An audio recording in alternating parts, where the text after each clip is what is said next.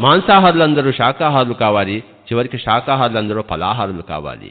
ఆ ఫలాహారులందరూ కూడాను ఒక పక్కన ఫలాహారము, మరో పక్కన శ్వాసాహారము అంటే ప్రాణశక్తి తీసు ఆత్మాహారం కూడా తీసుకోవాలి. ఎప్పుడు ఆత్మాహారం గుర్తుంచుకోండి.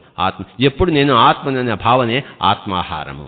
ఆత్మాహారం అత్యంత అద్భుతమైన శక్తివంతమైనది. ఆత్మాహారాన్ని ఇస్తూ, శ్వాసాహారాన్ని ఇస్తూ, శాకాహారాన్ని ఇస్తూ, జలాహారాన్ని ఇస్తూ ఉండాలి.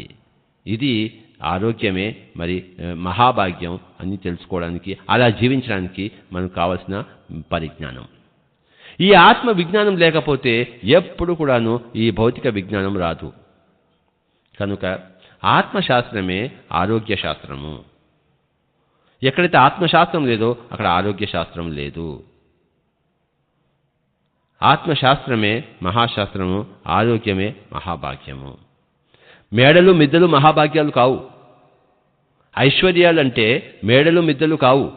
అణిమ, మహిమ, గరిమ, లగిమ, ప్రాప్తి, ప్రకామ్య, ఈశత్వ, వశిత్వ అనే ఈ యొక్క సిద్ధులే, ఈ యొక్క ఐశ్వర్యాలే, అష్ట ఐశ్వర్యాలే, మరి అష్ట సిద్ధులే, మరి అష్ట లక్ష్ములు. అదే అష్టభాగ్యాలు, అష్ట మహాభాగ్యాలు.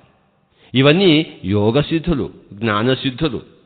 కనుక ఐశ్వర్యం అనేది అది జ్ఞానసిద్ధి. అది అంతేగాని కార్లు, మేడలు ఇవన్నీ ఉండాలి. కానీ అవి కేవలము అది భౌతికమైన ఒకానొక మరి వాహనం మటుకే, ఒకానొక పరికరం మటుకే.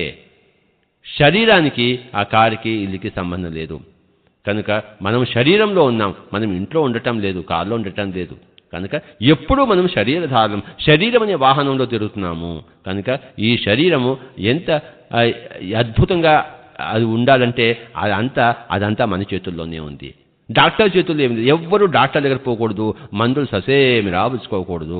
Never go to any doctors. All MBBS, MD